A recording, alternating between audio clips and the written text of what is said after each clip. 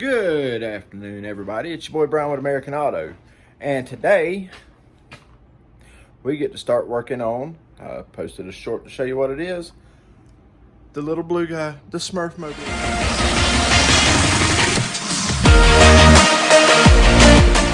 Guys, what we've got here, for those of you who don't know, is a 1971 Triumph Spitfire 4. MK4, FK4.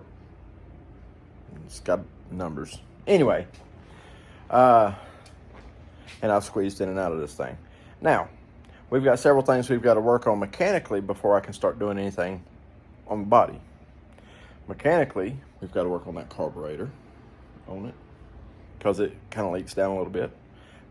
But most importantly, above all of it, is the vehicle's not worth a crap if you can't get in and out of it, and that's what kind of slight issue we're having. Now, the inside handles work just fine. See, inside handles work just fine, but the outside does not.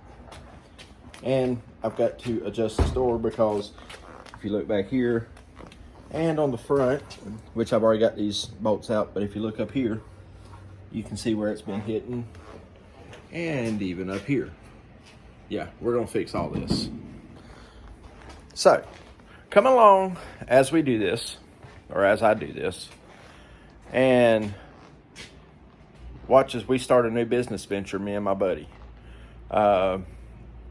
This has been a lifelong dream of mine, guys, to work on cars like this, to sell cars like this. This car will be for sale when I get done with it, and you can see everything that's going into it. But guys, y'all come along with me on this. And don't forget to hit that subscribe button.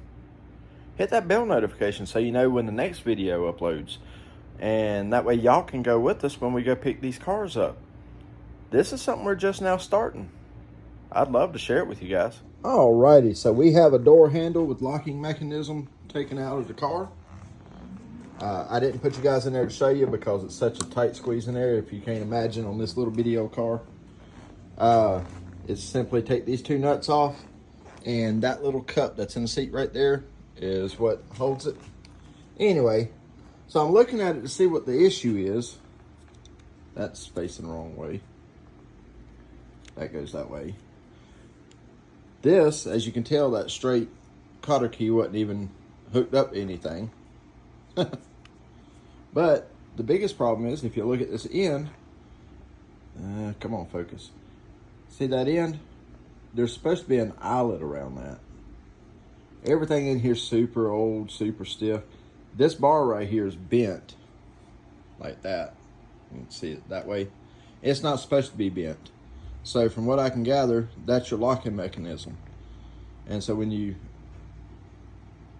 operate the lock, this lock operates the red part down there. Now that's what actually pushes the opening hammer right here, and when you put the key in, turn it, it either raises or lowers that, and that's what operates the red part, which operates the hammer, all from working that spring end down there. Anyway, it's all super stiff, so yeah, we're gonna see if we can do a little bit of repair on this and pull this arm out and straighten it and do all that.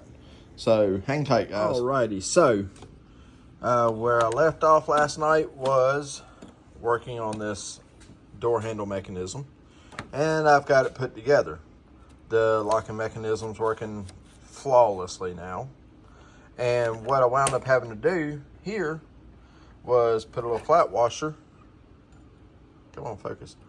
Put a little flat washer, cut a groove out in it for the metal on the bottom, and put that little locking key in, which that locking key will not fall through once it's installed into the car because it'll be vertical like that, and everybody functions and works like they're supposed to.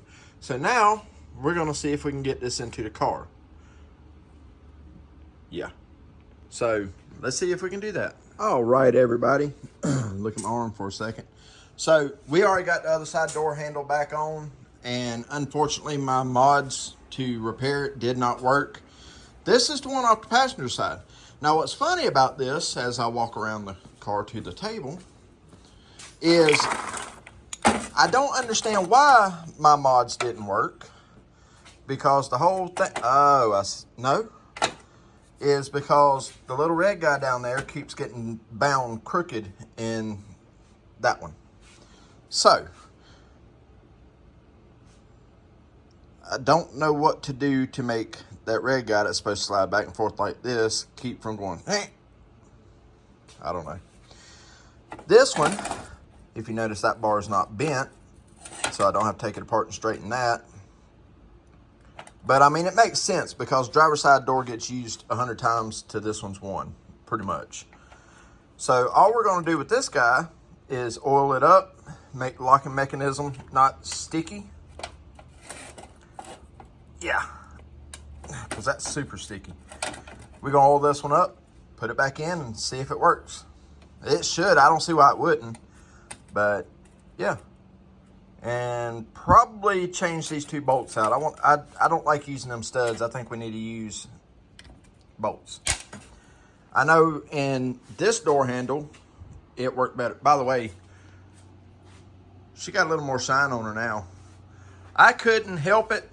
I couldn't deal with the dirt no more and the cap prints and all that, so I had to go out and wash it and see just what we got to fix. I've got a spot right there I've got to work out. Got a spot right there I got to work out. Yeah. So, anyway. All right, guys.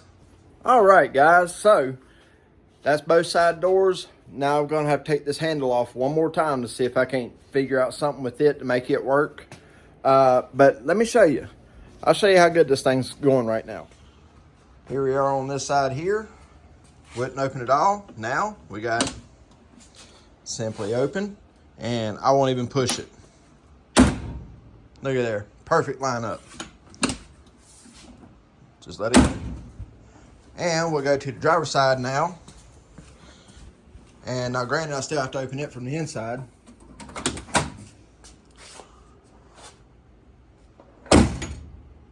Perfect. Try that one more time. Look at there. Perfect. Them body lines look pretty good. The level top is good on both sides. So yeah, that video is going to be plenty long enough for you guys because I know y'all don't like watching a bunch of really long videos, and I don't want to be that not so famous YouTuber that does 3-hour videos, so we're not going to do that. So I'm going to end this one off here with the door handles.